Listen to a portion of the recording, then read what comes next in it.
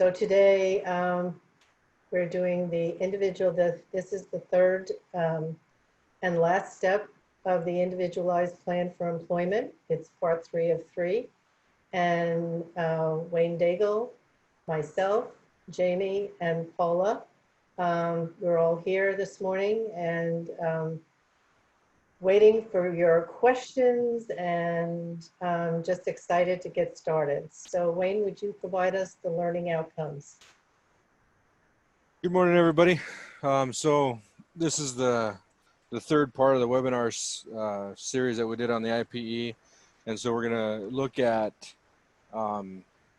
measuring progress. So that's the first learning outcome. We're going to hopefully get a better understanding of appropriate methods of how to measure this progress. We also want to understand how to complete the required steps for successful case closure. And we also hope to provide an understanding that there are a variety of case closures that range from successful to unsuccessful. And we also want to achieve the increased knowledge on how to determine appropriate post-employment services and implement under an appropriately amended IPE.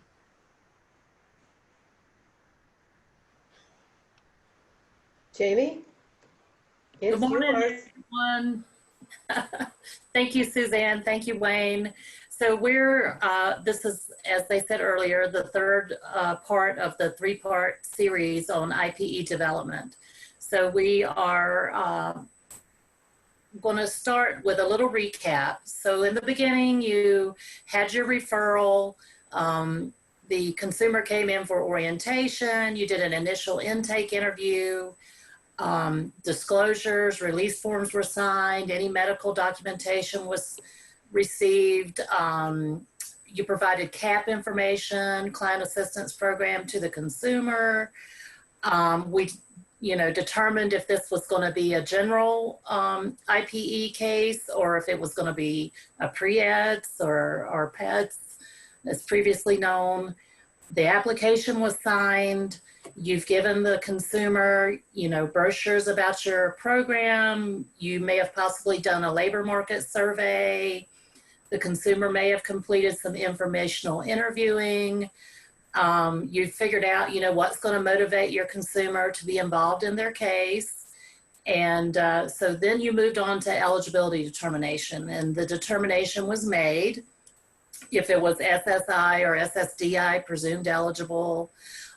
We talked about major life areas affected with the consumer, if there was any interpersonal skills, self-direction issues, work skills issues. You talked about the limitations with the consumer, why they were unable to seek employment without assistance from VR. You probably listed some service needs. There may have been some extended evaluation, a psychological evaluation. Maybe you discussed job placement services. I don't think most of our programs are dealing with, any type of issues as far as order of selection or priority categories. But if so, you've already completed all of that. If there was any type of economic need, that had to be established per your program's policy, you've probably already looked at that. And then you got to the IPE, and you've written the IPE, and you've looked at, the things that need to be completed in this plan. Uh-oh. So this is where we are. We're developing the IPE. It's been developed. You may be putting services in place. You want to make sure that informed choice is provided to the consumer throughout the process. So not only does informed choice allow the consumer to be involved, but it also gives the consumer an idea of what their responsibilities are, and it also gives you the opportunity to explain what your responsibilities are as far as this case is concerned. And you've already talked about impairments. So your impairment's going to tell you and the consumer what the rehabilitation needs are and what services that you have put into the IPE. And so then we are deciding at that point you know, what are the roadblocks to employment? What are the impediments? And what are we trying to, in my opinion, use the IPE as a roadmap to employment for the consumer? And then we're moving on with the IPE and we're looking at the objectives. So myself personally, as a VR counselor, I felt like that there needed to be at least 3 or 4 good objectives included in the IPE, because these objectives are actually the steps for the consumer to reach their employment goal. And so we are looking at resources during this portion of the IPE development, community support as far as any tribal resources, tribal agencies, Indian Health Services. We're also going to look at other resources such as self-support, or what I call, you know, we call it comparable benefits, I call it self-support. How can we put things in place that are readily available to the consumer? And we're also looking at family support and family traditions, any resources that the family may have. If you have a consumer that does not have transportation, but they have an aunt or an uncle or a cousin or mom or somebody that does, that is willing to help them with their transportation situation. You know, these are family resources, maybe a babysitter or someone that can help with childcare. These are all family resources. And then we also want to look at traditional healing. This is something that Wayne and I have, and Suzanne and Dr. Gashioma, the whole team, Winona, we have discussed. And it is very important that we look at this traditional healing service and make sure that if the consumer wants this service, that we make it readily available to them. So then once you have discussed all of these things with the consumer, you want to look at the services, you know, the list of TVR services. And this, again, is what I call the map or the roadmap to employment. And it's through these objectives that the consumer has decided upon. For example, I think we had talked about this in an earlier case. You may have a consumer that wants to be, their employment goal is a firefighter. Well, their objectives may be to attend firefighter school or vocational training, any type of training that is required for a firefighter certificate, CPR classes. You know, there may be a number of things that need to be established as the objectives to be achieved so that they can reach that employment goal. And so those things are listed in the list of services that are included in the IPE. And then I feel like the achievement of those objectives is going to equal their checklist, you know, their goals that they set, the things that they want to achieve and accomplish and complete that will make them employment ready. And so then as we continue on with the plan, achieving employment, once the services have been put in place, everything is completed, the objectives completed, the services have started or ended or began or overlapped, however you have included them in your IPE, we're going to hopefully start work, and that is the goal. And once employment has been achieved, we're going to, at that point, evaluate the employment. Are there any needs for the consumer at that time? Are there any adjustments to the work plan that need to be made at that time? Is there going to have to be an amendment to the IPE at that time?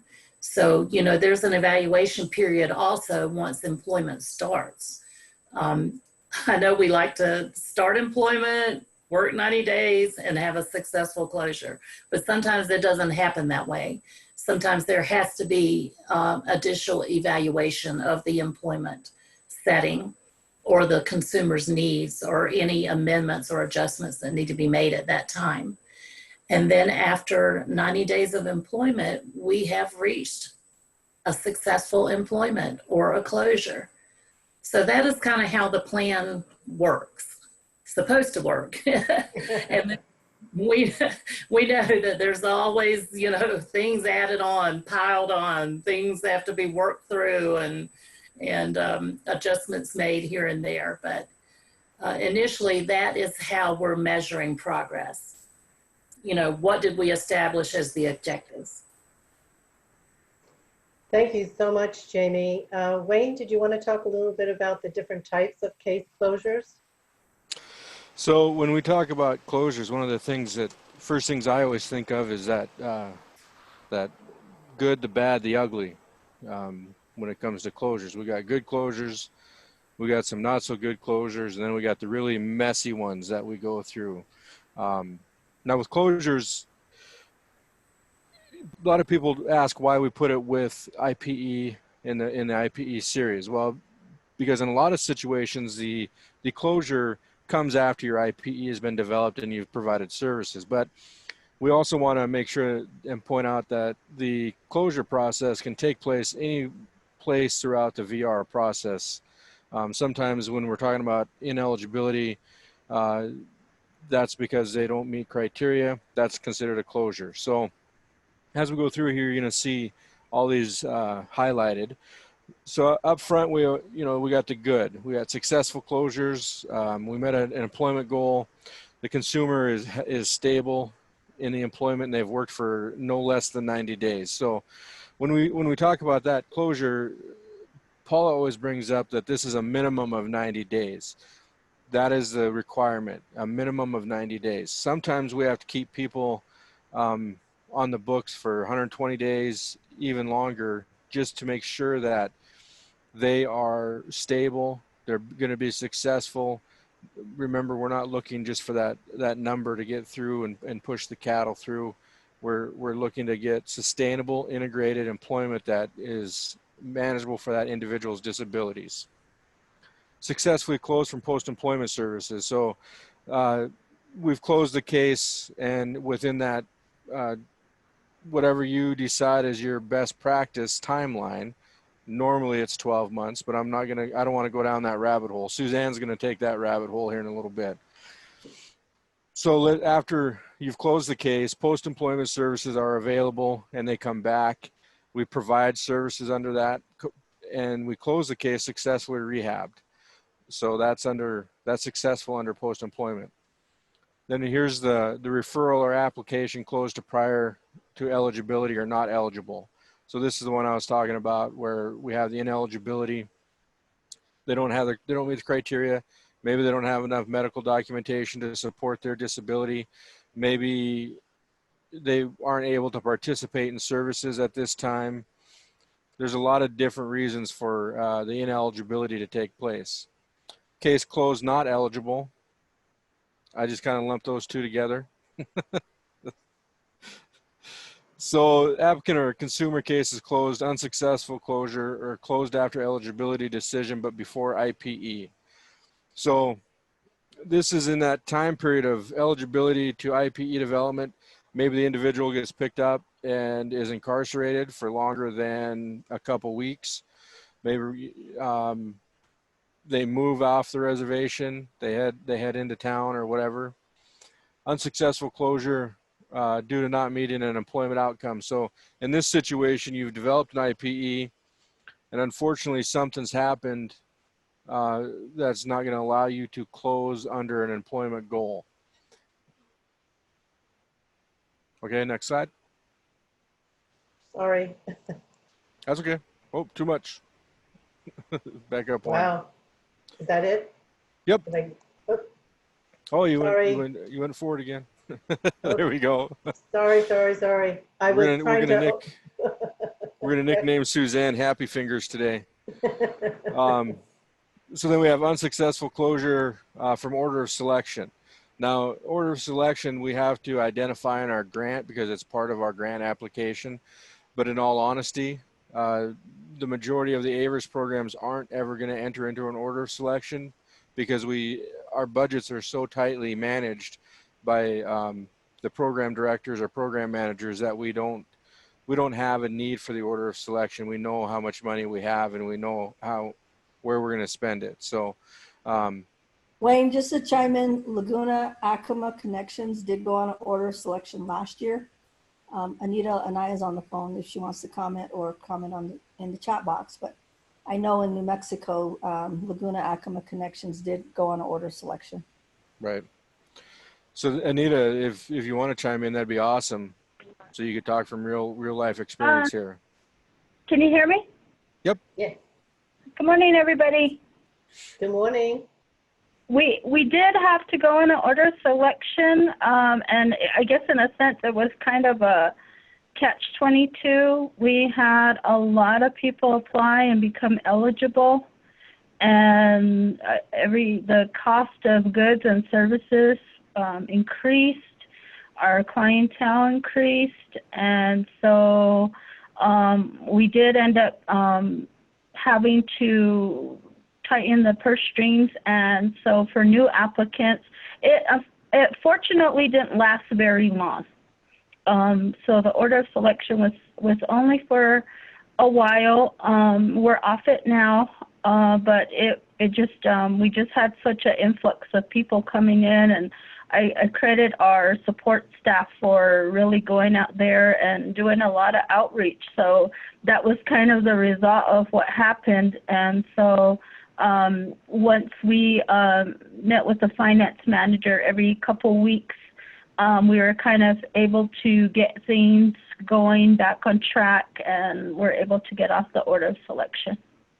I have a question, Anita. Were you on level funding, or you know how the was your budget level funded where there wasn't any room for growth? Yeah, we just didn't have any wiggle room right there, and so it just so now it looks like because of our meeting twice a month with the finance manager and strategizing and making accommodations, then we were able to go and get back on track.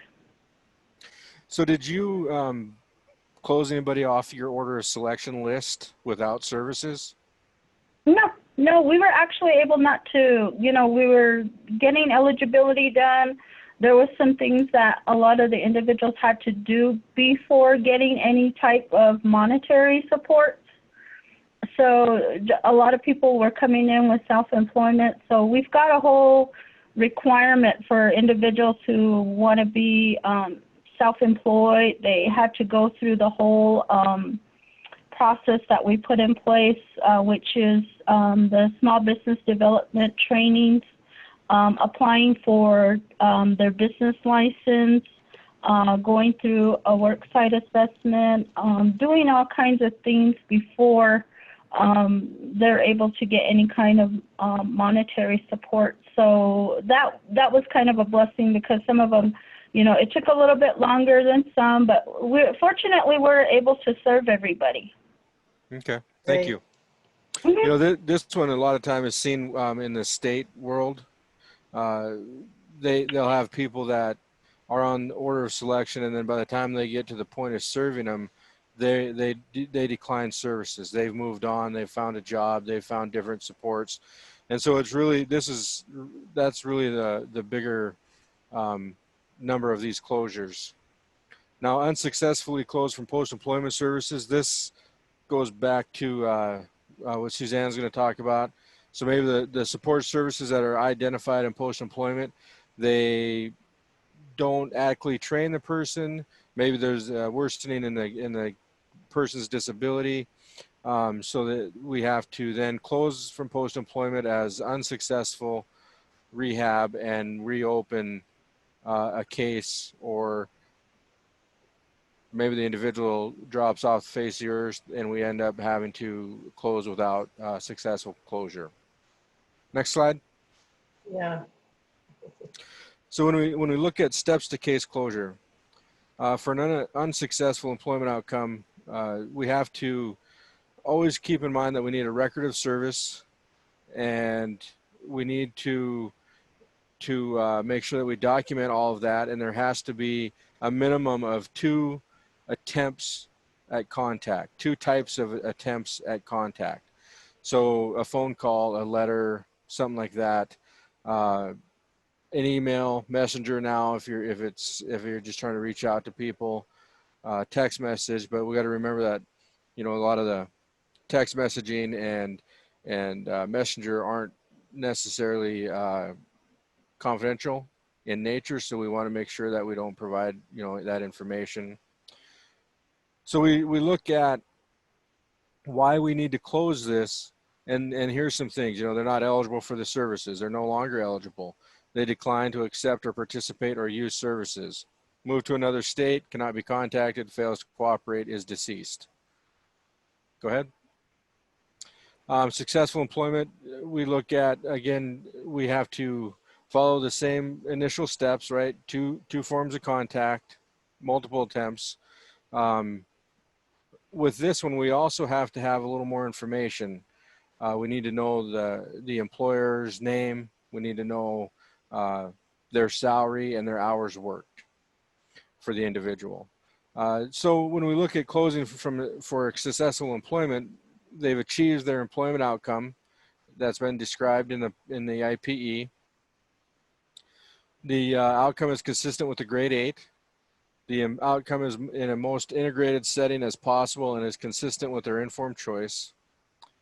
The consumer is compensated at or above the minimum wage or receives at least the customary wage and benefit level paid to other individuals performing the similar work. Employment has been maintained for at least 90 days, and the consumer and the counselor consider the employment to be satisfactory and agree that the consumer is performing well on the job. So that's that stability part. You know, we've heard from Jamie about process and Wayne about types of services. Are there any questions from anyone about the information provided, or is there any more conversations? We had a little bit of a good conversation there about brain warp services there. So anybody else does anybody have anything they want to share? This is Paula. I just wanted to clarify a couple things. Good, thank you. On Wayne's slide, one is, Which you know, one? go back to your policies. Programs, go back to your policies around contacting clients, contacting consumers or applicants. Do you want me to move to a The slide? best practices.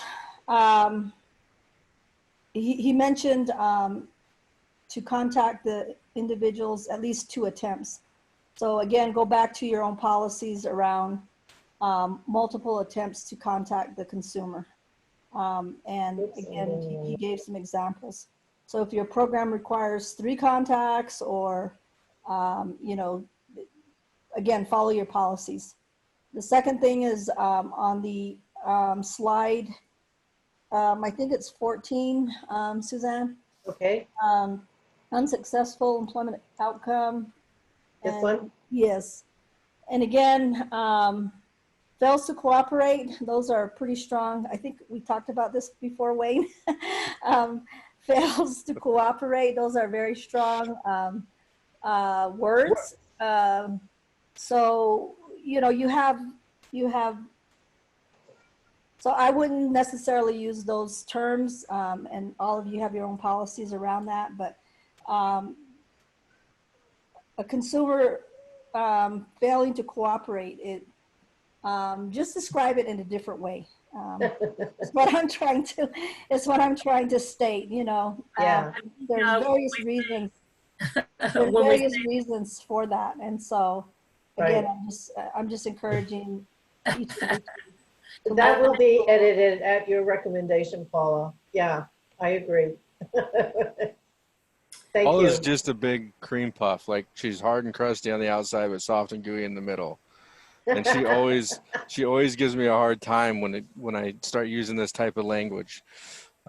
Just like when the IPE, I called it a contract one time, and you got to taste that a little bit in the last presentation when she got on me about it. It's an agreement. I do agree that that is strong language, and it means a lot of different things. And so I think maybe not able to participate, something of that nature. We'll work on it.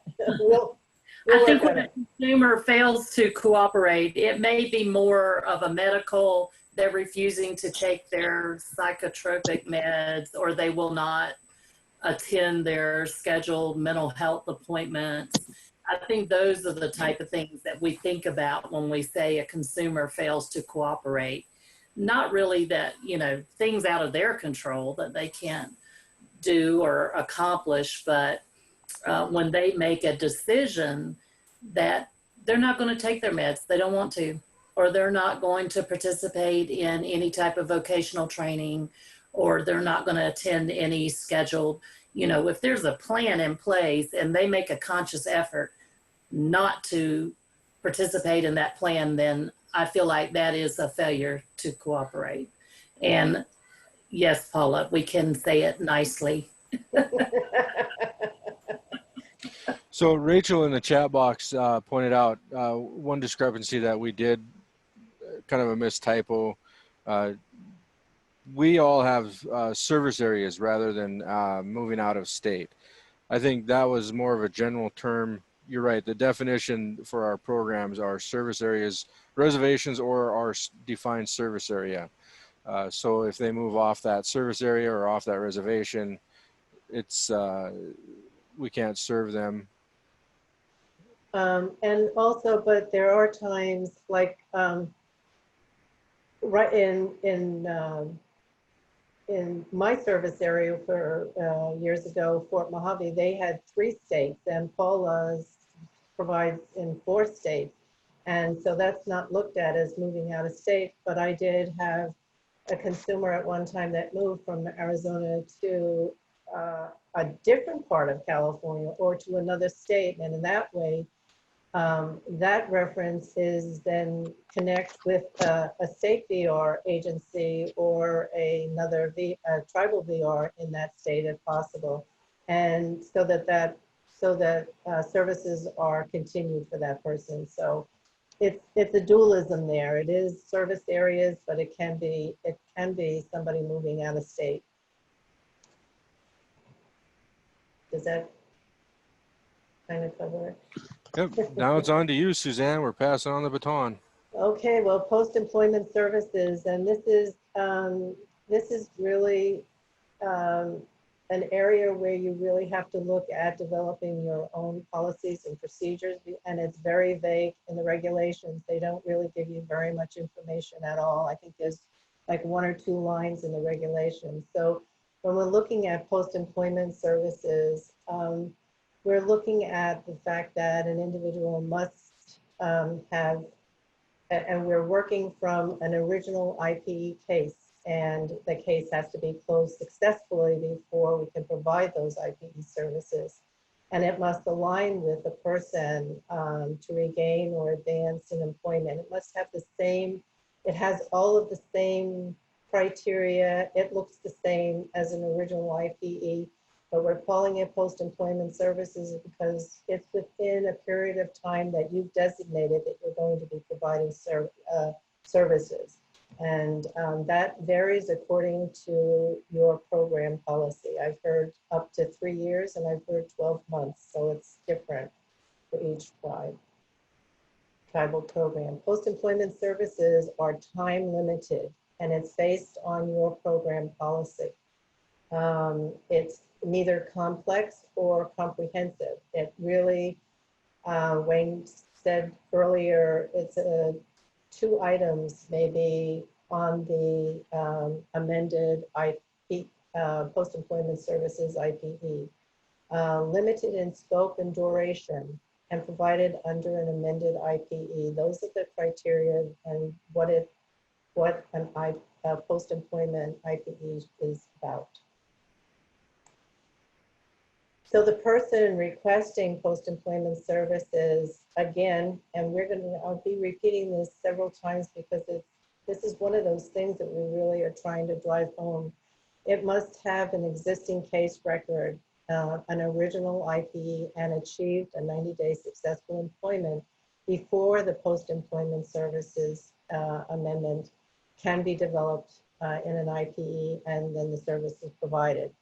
So what must this post-employment IPE contain? It needs the need for post-employment services as outlined in the original IPE.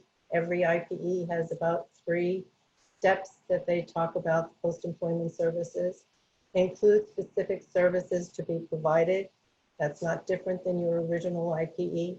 How the services will be provided, the rationale for providing the services, a course of action, a timeline, a beginning date and an ending date, so that that will be showing us that when a job stability is expected, how comparable benefits will be utilized and support the goals of the amended IPE and other resources that are required. Can anybody tell me any of the things that that may be different than what's on this slide? And if you have anything different, Paula, do you have anything that you think needs to be added to this? No, I think you've covered Okay. all. Okay, good. Thank you. So let's move on to post-employment services. Again, just repeating, the services, if a consumer needs limited services for the following reasons, okay? To maintain employment. And what if the employment is jeopardized because of conflicts with the supervisor, a coworker, if brief counseling needs to be required? It may be to regain employment. The individual's job is eliminated through reorganization. And I think we're experiencing that significantly right now because of COVID-19. I remember talking with Rebecca Holland about, all of the people that were placed in successful employment. They lost those jobs, and they're back to square one with a large number of people requiring services. To advance in employment. There may be a promotion, and there may be things that the consumer needs to help them advance and to achieve that goal. And it has to be and you're looking at the employment is no longer consistent with the original hiring of this individual, and we need to now look at the individual's strengths, their resources, their priorities, their concerns, everything. So that encompasses all of what an individual needs to be employed. I'd like to just add real quick in here, in that first bullet, when you're talking about maintaining employment, if employment's jeopardized because of a conflict with the consumer or coworker and supervisors. I just want to say, from my own personal experience as a VR counselor, I can recall a specific case in which the consumer called up and said, I just don't think this job placement is going to work out. I'm not getting along with my supervisor.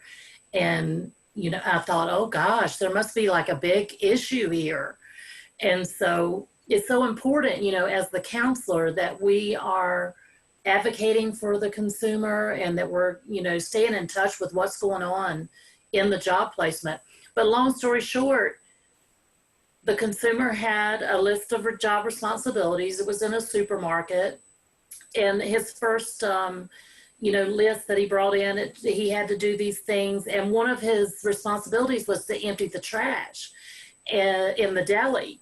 And so I said, well, what's going on? And, we talked about all of his responsibilities, what was going on. So I called up the employer and just said, could we have a conversation? And he said, well, the problem is he's just not emptying the trash. And that's, one of his main responsibilities. And so I talked to the consumer again, and I said, well, are you not emptying the trash? He said, yes, I empty it every shift. When I go in, I empty the trash first thing. Well, his supervisor was coming back at the end of the shift and checking his list. And guess what? By the end of his shift, the trash can was full again. So it was just a very simple, there wasn't a big conflict with the employer, but there was just some miscommunication. So it's always important. And I just want to reiterate how important it is that we are advocating for the consumer. Thank you, Jamie. And Christopher put a really good question in the chat box. He said one challenge is the VR counselors have that they want to provide maintenance or transportation services under post-employment services. And we know that that cannot be provided, and we'll talk more about it. It is listed in one of the slides. It can't be provided unless it's connected with a service, maintenance. So that's a really good question. And I think it's on maybe the next slide after this one. So post-employment services based upon AIVRS best practice may be provided if an individual, again, now this is just a recap, has successfully achieved 90 consecutive days of employment according to their individual plan for employment. And we're talking about post-employment services. So that original IPE is linked with your post-employment IPE. They're mirrors of one another, and you can't step outside the box of that. Once you do, then the next step is you really need to consider then opening a new case. If it doesn't, number one, mirror your original IPE, and if there's more than two, and it's really, we're talking about a lot of services, then we're looking at actually opening another case. And it needs to maintain or regain or advance in employment and consistent with the strengths of the consumer. It has to have their case successfully has been closed for 12 months or according to your policy. And if you don't have a policy, it is really recommended that you sit down with staff and come up with a policy, because post-employment services is so vague in regulations. It's really imperative that you really nail this down for yourself so that you don't find yourself in a situation where you're providing one consumer something more than you're providing another consumer. The whole idea about policy is to make sure that everybody is being provided equal access to services. Has VR needs that are limited in scope and duration. That is really important. We've said it a couple of times throughout the webinar here. So this is where we're going to be talking a little bit about what Christopher was stating earlier. So the key post-employment services includes any variety of VR services or combinations of services. Supportive services, what Christopher is talking about, such as transportation and maintenance, food and shelter, that sort of thing, and personal assistance services may only be provided in conjunction with another rehabilitation services noted on the original IPE. And this particular site that I'm quoting here is not whoops, sorry, we jumped ahead there. It's not a regulation, it's just where I found some, the dialogue, but it is in regulations, and we'll do a little bit more homework and see if we can find the regulation that states that. VR services are provided during the implementation of PES, post-employment services, and are subject to the same requirements as the provision of services during any other part of the VR process. It's not different. How you provide services with an original IPE is the same as you do with post-employment. You just have to make sure that it meets all the requirements of that, the post-employment services. And guidance and counseling is as important during post-employment services as it is any other time during the VR process, starting with the original IPE. So Paula Wayne drafted an example, and Paula's going to talk about the example, and keep those. And Christopher, before I turn it over to Paula, states you're correct that the regulations do not identify the length of time. Best practice is 12 months, but it varies from program to program. Absolutely, Christopher. I've heard of some programs that provide it 3 years after. That's a long time to keep.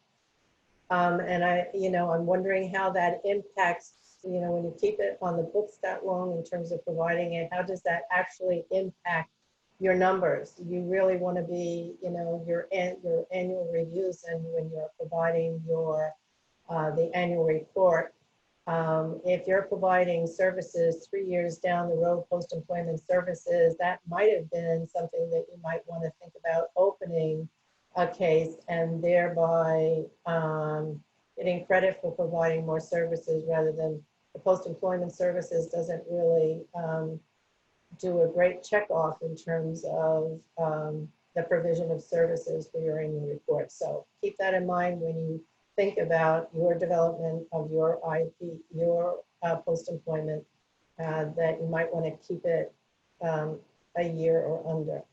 So, and now Paula. Before you turn it over, Suzanne. Yes. Wayne, do you want to highlight your conversation in the chat box? Just because I think some folks are on the phone and they may not be seeing the comments in the chat box. Okay, well, Oh, yeah. hey, Wayne, you want to do that, please? Sure. So Christopher Zeiler jumped on and said, it seems to me that the law does not specify a rule on how long after successful closure when post-employment services can be provided. And I responded that he's correct. The CFR does not outline a specific date or time or length of that post-employment services can be provided. Now, the best practice is 12 months, but it varies from program to program. And when I was learning about the post-employment services, I was told a pretty consistent way to look at post-employment maintenance versus post-employment services. And you ask yourself, when that individual comes in and asks for that service, if everybody else is required to take that or provide that same request for themselves to get to work. And that really is geared towards tires, because we get a lot of requests about, oh, my tires are bad. Can I get another set of tires? Can I get another gas voucher for just one more month? And it's those types of questions you need to ask yourself. Do I have to buy tires? Does Paula have to buy tires? Does Jamie and Suzanne? And if anybody has to buy tires to get to work, then that's considered a maintenance. And maintenance is an unallowable cost to provide under post-employment services. So like car repairs, oil changes, tires, gas, work shoes, work uniforms, all those things after case closure, and especially if it's been several months after closure, those are maintenance things that everybody in the world has to take care of to go to work. And so it's not allowable. Unless, like Suzanne was saying, if it's connected. So let's say we have a person that comes in for post-employment services, they're getting a promotion, and they need to go to a bigger town to get that training to secure that promotion. And we decide, yep, we can handle that. We can provide assistance with that educational or that training that's required to move you forward. But you're going to need a hotel. You're going to need food while you're there, and you're going to need some help with the gas to get there. So those maintenance services are now connected to a training, which then falls back into the service guidelines under the regular CFR. That will bring us or allow us to pay for that in getting that service or that need met to help him maintain his employment. I really feel like I was bumbling through that statement. Well, so if somebody else wants to clear it up, that's cool. No, I think you did a great job there, Wayne, because it's we are repeating ourselves over and over again. And the reason for it is because we really are trying to drive that point home because the regulations are vague. And this part of supportive services, as it's stated, is it must be linked. If you're providing any kind of supportive service, it must be linked with another service that is being provided, that was provided in the original IPE. So you know, that creates that area of perhaps confusion. So and when Paula shows us the example, it might be something that can be clarified a little bit. Paula, are you ready? The comment I wanted to make as well is, you know, Wayne had mentioned that I always emphasize, you know, when you hit the 90-day marker, don't just close people out. You got to make sure that they're stable, Right. that you provided the various services that they need. And, you know, you may have to carry it out a couple more months to make sure that they are, stable. And that prevents you from going into 3 years down the road, trying to provide something that, you know, if they weren't stable, then you're going to be having this revolving door kind of thing. So I just wanted to make that comment before we go into this example. Is there anything else you want to address, Wayne, before I go into this example? Yeah, I was going to type this response, but I'll just talk to Philip Albert. He had a question. What do you mean by unallowable cost? Well, that would be the cost of the service that's inappropriately being provided. RSA would term that as an unallowable cost.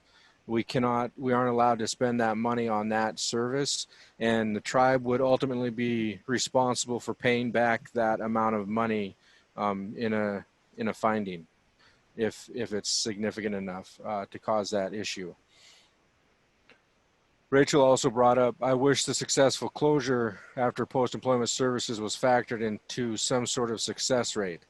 Now, back in the old days, I don't know, and I don't know if it's still there or not, but we used to call those hidden 26s or hidden successful closures, and we could count those.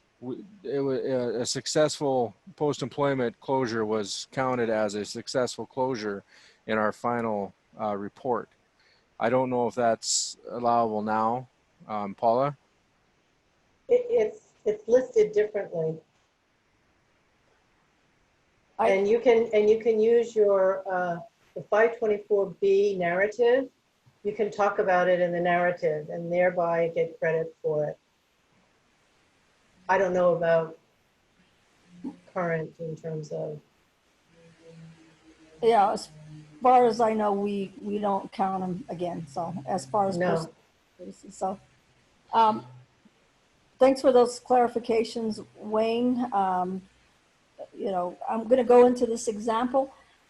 We capture our services, post-employment services, on an amendment.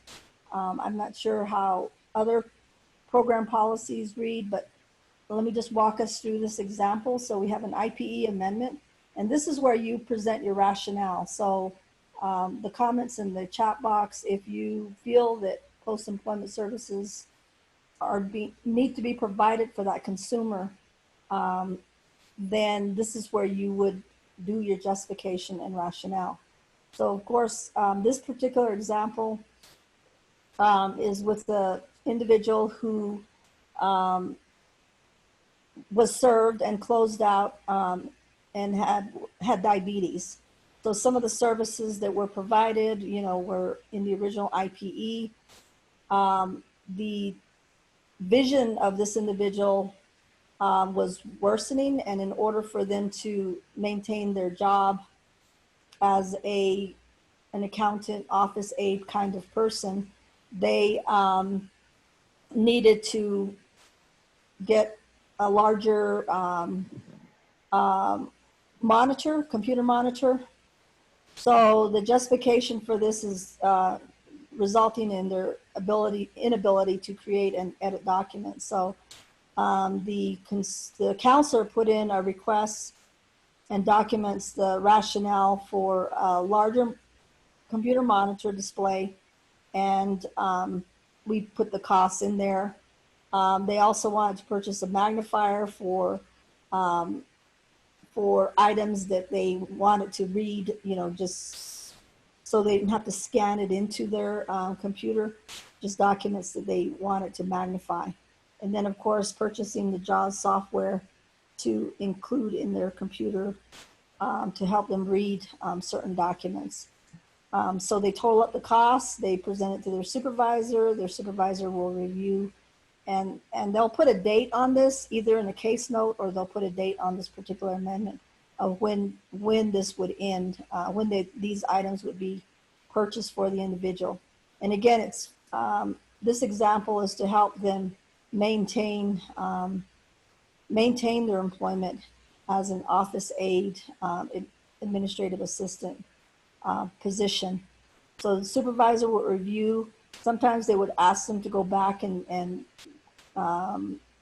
provide further justification or provide the rationale in more detail, and they'll sign off on it, and those items will go forward for purchase.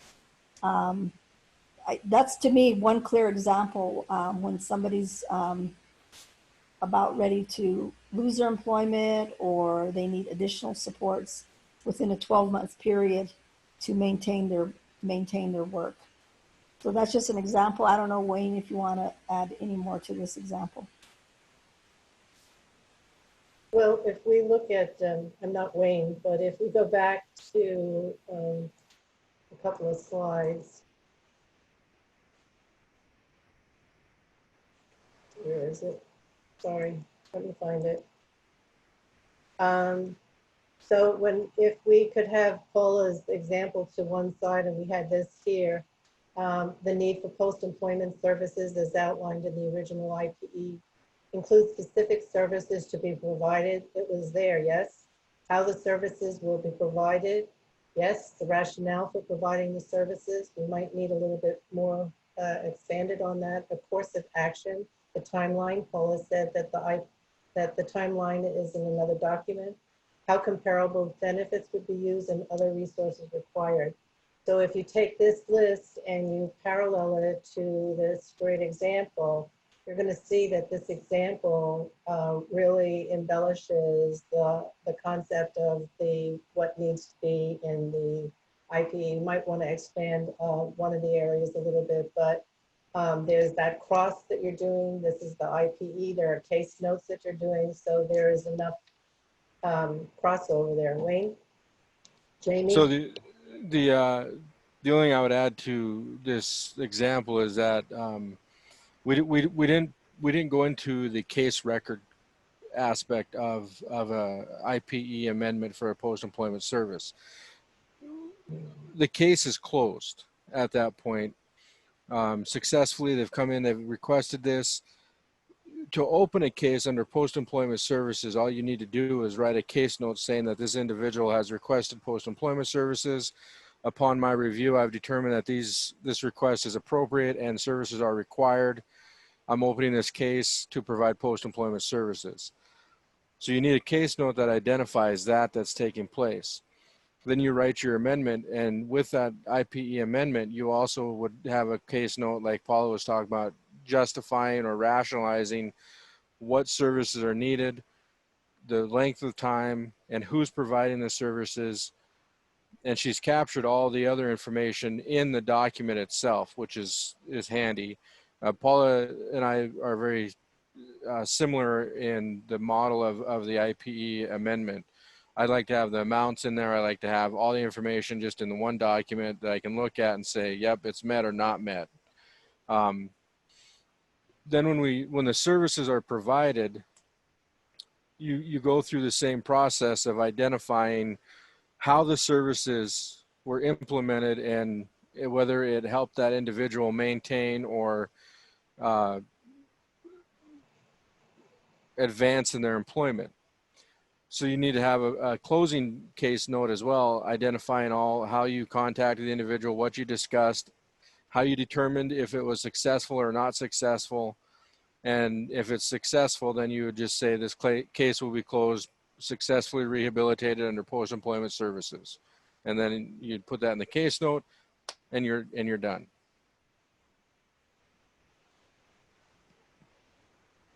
So now we have about a half hour, 30 minutes or so. I would like to take this time and open it up to a discussion. I would like to hear how other programs are putting out their IPEs. If there's any questions on the 3-part series, please ask them now. Let's have a discussion about any of your questions, or if you want to, we'd really like to hear how you guys are going through the process and developing your IPEs through post-employment services as well. Do you want to review Chris's comment, or maybe Chris can unmute and review his comment? Chris, you want to talk today? Might as well.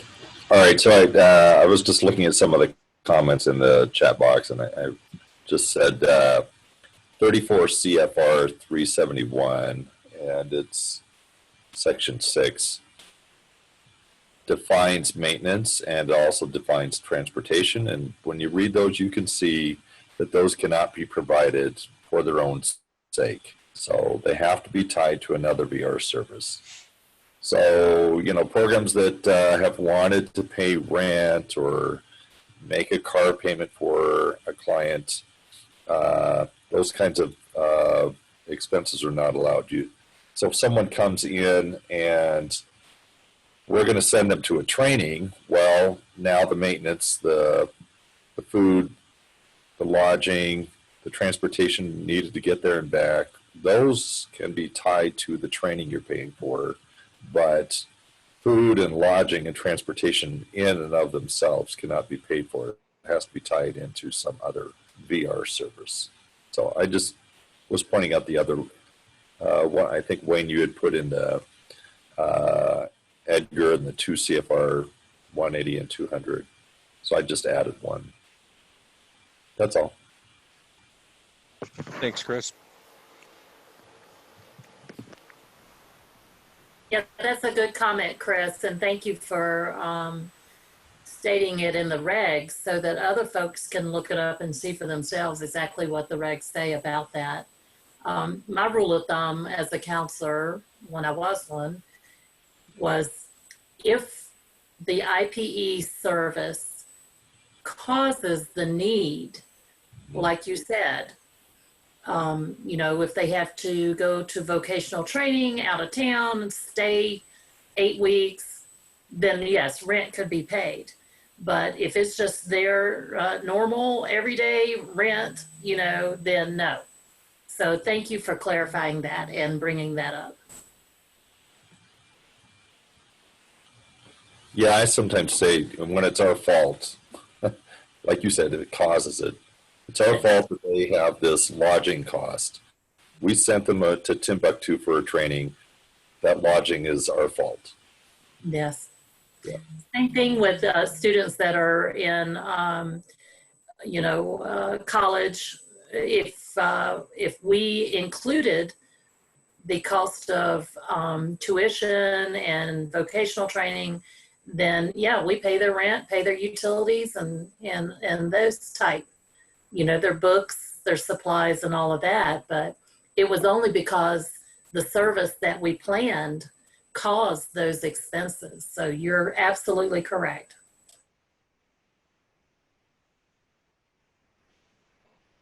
Amanda has something in the chat box. Amanda, you want to talk? Can you talk today? Is your audio working today? Actually, sorry, I had to share my registration with Philip. Okay. And he does not have a microphone yet set up. Okay, all right. Set up yet. So he says we do pay for auto repairs up to a certain amount. Do any other programs allow this service? And again, it's related to their employment. But you have a policy that has like you will send X amount of money, we need, you know, 3, We just have to, we have to be really careful that we don't and, cap services, right?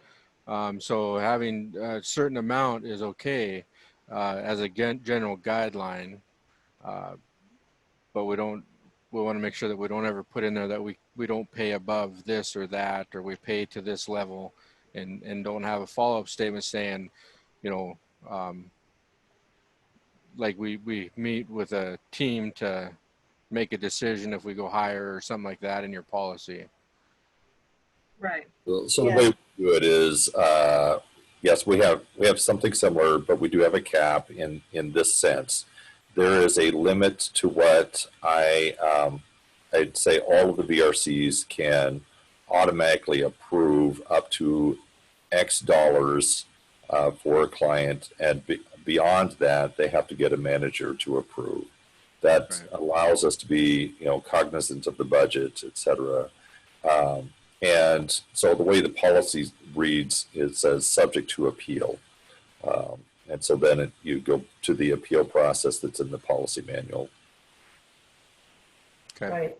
And we are talking about the original IPE here, right? We're not talking about post-employment services anymore. That's true, yeah. Right. And then we, so as most of you know, how hard it is to get RSA to respond, they have a limit of $5,000. And if you have something you want to purchase over that, you have to get RSA permission. So a lot of our, you know, finances are kind of dictated by RSA. And in order to not have to wait 3 months for a reply, or even 3 weeks, we do set sort of a limit. We try to keep everything under $4,900, honestly, because I don't have time to, you know, usually when someone needs our service, you know, it's seasonal, and if they're requesting something at the beginning of fishing season and we can't get a response till a month later, you know, a third or half of the season's over with. Right, exactly. And That's stricter. that $5,000 cap is for state VR as well. I know that some states are trying to get creative. You know, New Mexico Commission for the Blind, because of their items are most of their items for blind individuals are well over $5,000 each. But yeah, that $5,000 cap is for state and tribal VR. Go ahead, Chris. Yeah, thanks. Sorry for interrupting. So our tribe has stricter limits than the $5,000. So for similar reasons, our caps are, you know, reflect that fact. So Wayne Miller said that Warm Spring pays for automotive repairs up to a certain amount as well, as long as it's written up in the IPE and there are multiple quotes. That's a good process. We also have a comment from Joy, wants to know, can we buy bicycles for high school students? And Amanda answered, we have also purchased a bike and a helmet too for consumers who cannot drive anymore. So there's I wanted to make a comment on that. Yes, please do.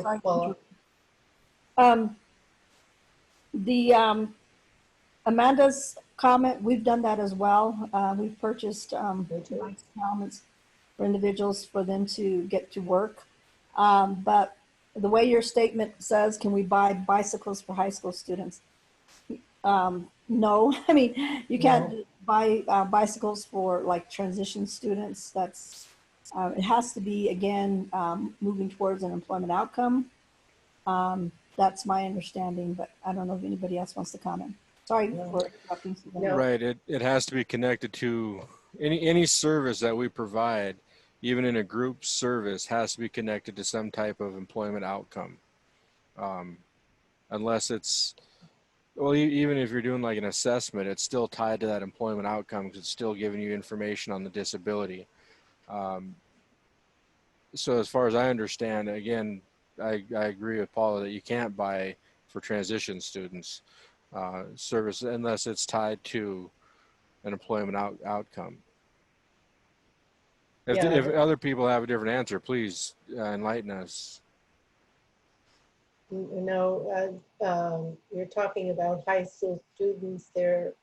That doesn't give us any other information in terms of age, where they are in the process, and it everybody, as Paula and you Wayne stated, it has to be linked to an employment outcome. It can't be for somebody to get back and forth to school, unfortunately. Amanda, we have some, Anita, Wayne, you want to pick up the chat box here?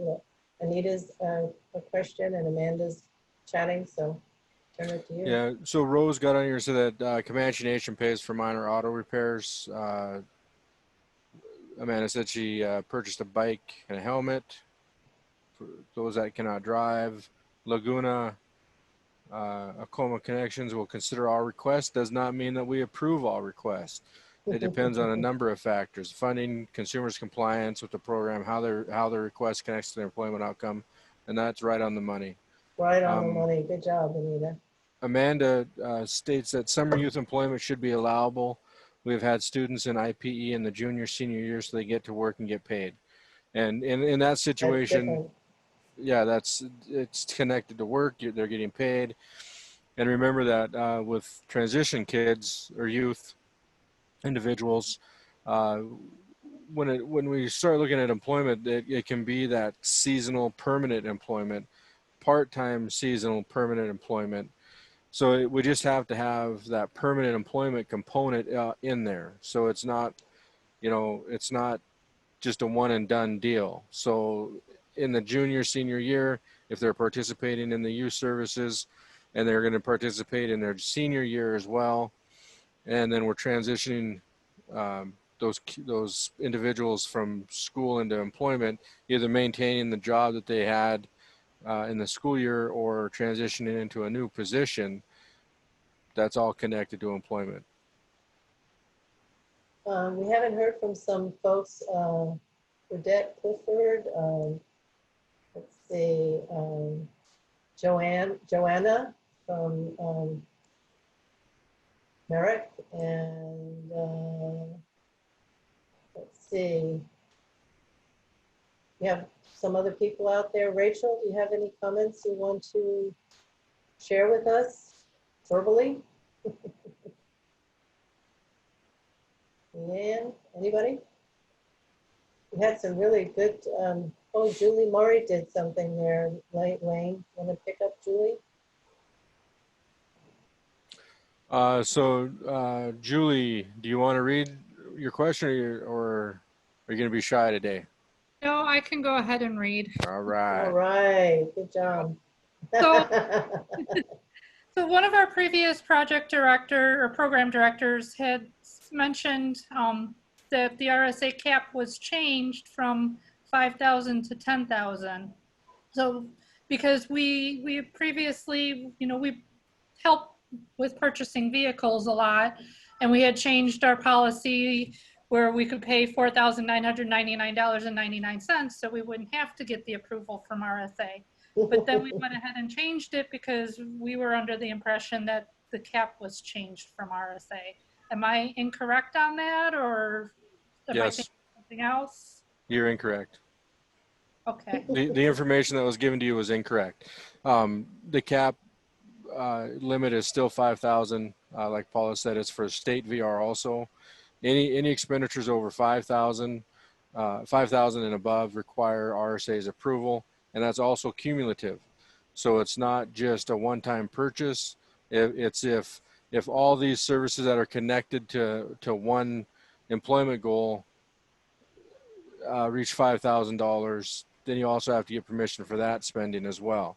So what that means is if you do like a small or self-employment plan and it's at $2,500, but then additional training is going to be over $2,500, but it's all for the same reason, you need to get that permission to go over that 5,000 mark.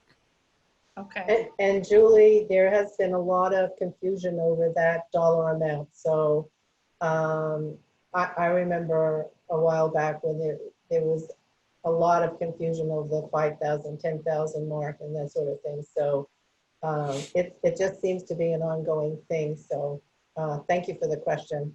Okay. Thank you for the answer, Wayne.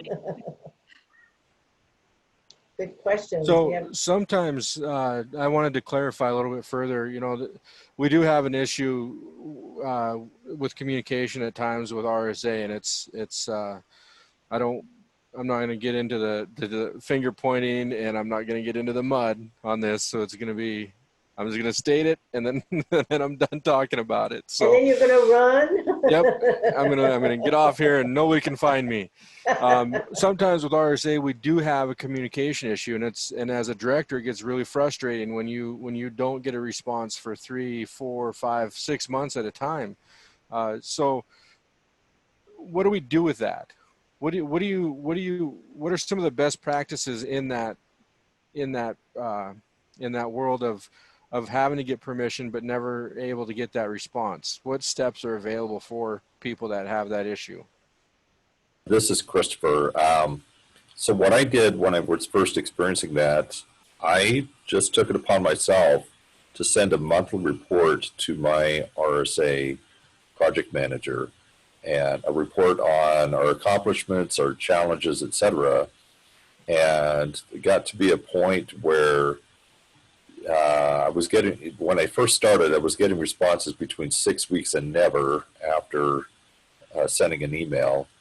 When I started communicating on a monthly basis, my responses from them went down to an average between 3 weeks and 6 weeks, but not longer than that. And somehow just communicating on a regular basis seemed to be the ticket that worked for me. Wow, what due diligence that is, Christopher, to go to that length and not giving up. If I had a hat, I would take it off to you, because that shows due diligence, it shows dedication, commitment, and that need to create something positive out of what could be negative, where, Wayne wanted to say, I'm going to say this and then jump away. Thanks for the question, Wayne, and thanks for an answer, Christopher. That's really, it's a great solution. I don't know if everybody else wants to pick up on that, but I think that's a great idea. Rachel has something. Wayne, can you elaborate on? And the question is, if youth are gaining work skills through a summer youth experience, that's not okay. Learning appropriate interaction with coworkers, supervisors, learning about punctuality, appropriate break times, etc., even if not permanent. Is it that the kind of summer work should be tied to the planned employment? So it's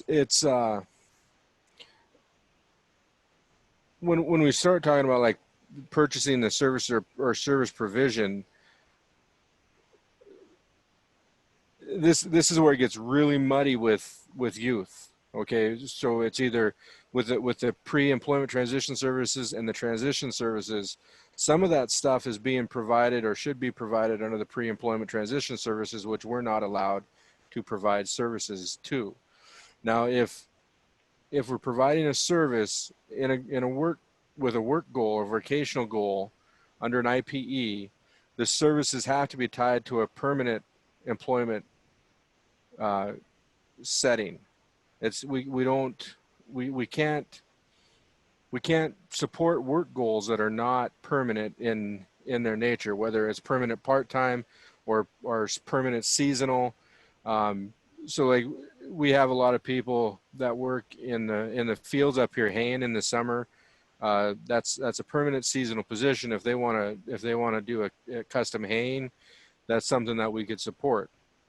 But if they got hired just to work one time and there was no opportunity for that person to come back the next year, that's not a permanent seasonal position.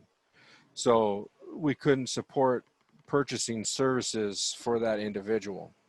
So with the summer youth programs, where it was identified by Amanda, where it was seniors and juniors, and most AIVRS programs start working with that age of kid or youth. It's a really bad habit, I'm sorry. Starts working with youth of that age because it's working age. So 16 and above for the state of Montana, and in some states, other states are different. But so that working age is when we work with those transition youth. That's when we can develop the IPE and start outlining an employment goal, which then will allow us to purchase those types of, like a bike to go to summer youth camp and stuff like that. I hope that clarified it a little more. This is It Suzanne. is a slippery slope. This is Suzanne. One of the things that when I was a VR director, we worked closely with the one-stop program. We had a tribal one-stop program, and we never had any dollar outlay. Also, our tribe provided shadowing, and with that shadowing, all the services were linked to either the tribe or to One Stop. And so think about the partnerships that you can develop within your tribal community, and how your nation is helping to support the youth in employment, giving them the opportunities to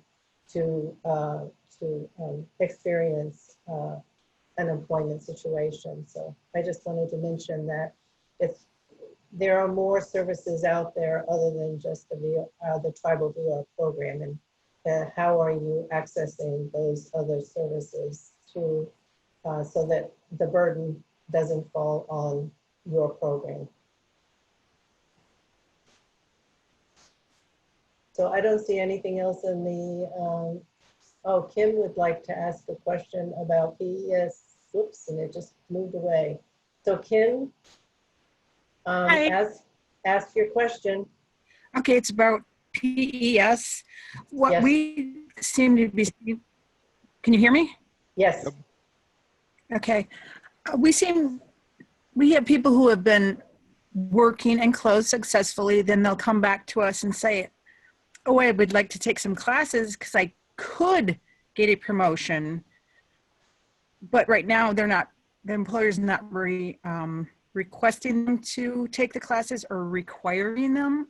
How do you have situations like that? That it goes back to you need to have that documentation and that discussion of this is being requested. It's required. So again, as we talked about with it being a required service for an IPE, it still has to be a required service to remove an impediment to employment, even in post-employment services. So if the employers are saying, you know, if you take this class, you might have the opportunity to advance, that's different than saying, if you take this class, you will move to this position. Or once you take this class, you will move to this position. Then it becomes a required situation. And if it is, I'm sorry to trip you up, but if it is a required, shouldn't the employer be footing the bill? Sorry, Wayne, go ahead. Well, sometimes like, you know, like with a teaching certificate, the schools don't pay for your CEUs, you have to pay for your own CEUs. Same thing with a therapist, you got to pay for your own continuing education unit. So in those situations, you would have to make sure that it's required and it's connected to an actual advancement. It's not, we level the playing field in all those service provision that we do.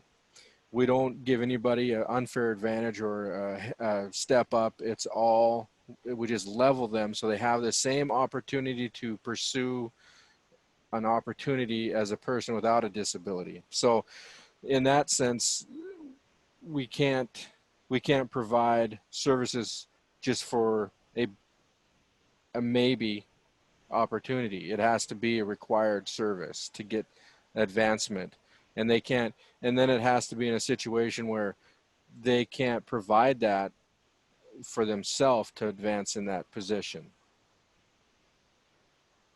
Paula has put something great in the chat box. You want to share that, Paula? Yeah, someone was asking for where to find the prior written approval. It's, 2 CFR 200.407, talking about making sure that we as program directors need to confirm that purchases per unit costs have been approved by our project officer or RSA. So you can read more under that citation, 2 CFR 200.407. Thank you, Paula. Did we, Christopher? I think Kim had a question. She said she had a post-employment question. Did we get to that? Yes, Yep. we did. Christopher, did you want to? I was just backing up what Wayne was saying a second ago. Okay. Earlier today, he was saying, in his mind, if everyone has to pay for it themselves, then it's called maintenance. So similarly, if someone wants to advance, and any typical professional organization, you have to do some kind of continuing ed, then yeah, you would have to do it yourself. So everything that Wayne was saying, I was just backing up what Wayne said. Thank you, Christopher. Thanks, boss. It's always good to have, it's always good to reiterate so that shows good listening skills. And so we're all on the same page. Wayne, do you want to do this slide here and move us along? Yeah, so our next Zoom webinar is coming up August 4th. Same time, same place, same people, it looks like. Oh, we're in your face all the time.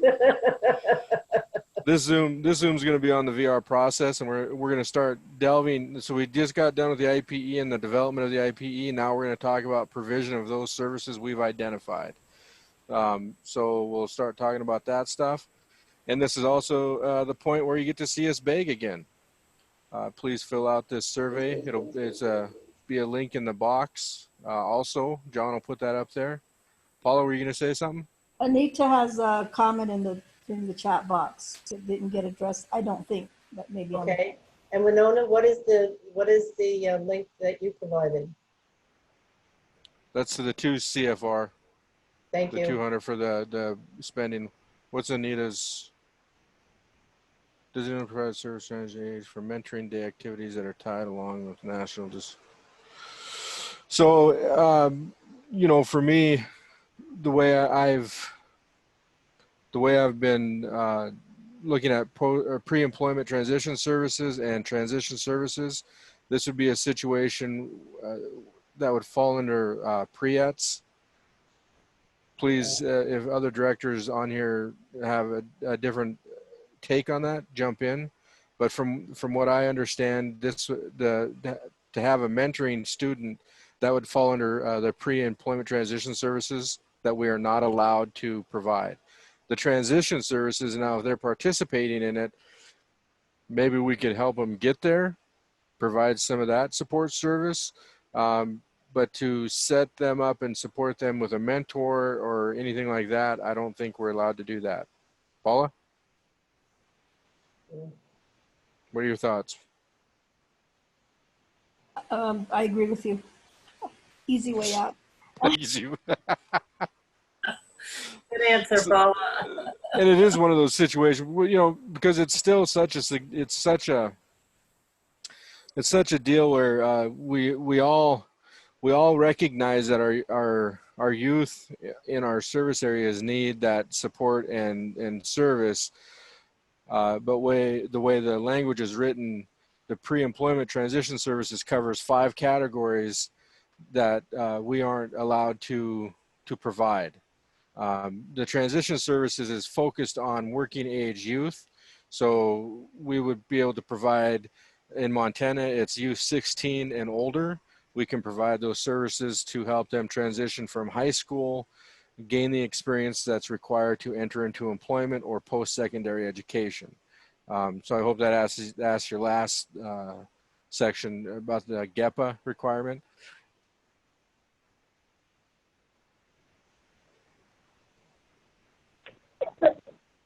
It's Anita. Thanks, Wayne.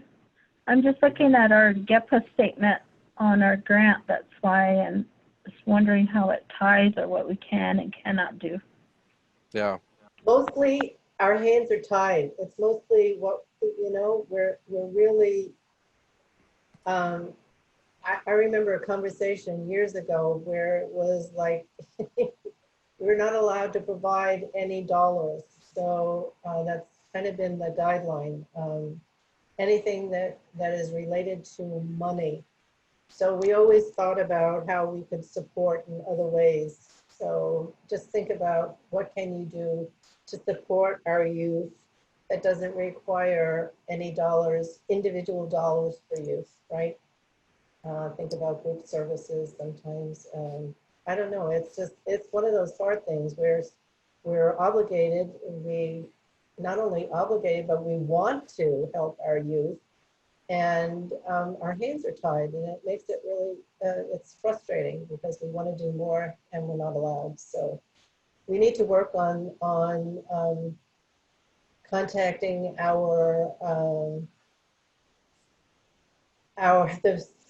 congressmen and statesmen of our states and see if we can't make a change to that, and come together with one voice maybe someday and make some changes. Wayne, All what right, about our everybody. survey? Yeah, please fill out the survey. You'll be seeing a follow-up email soon. Send us your Amanda, questions. Amanda just threw up here that sharing cases with employment and training might help, similar benefits. Yeah, that's true. Yeah, so anyways, guys, we're out of time. Thank you all for the questions and the great interaction. It's been great. And Thank you, Paula. thanks for everybody's participation. And we will see you August 4th, and we can start providing services. Yay. Thank you, Bye, everyone. thank you. Great job.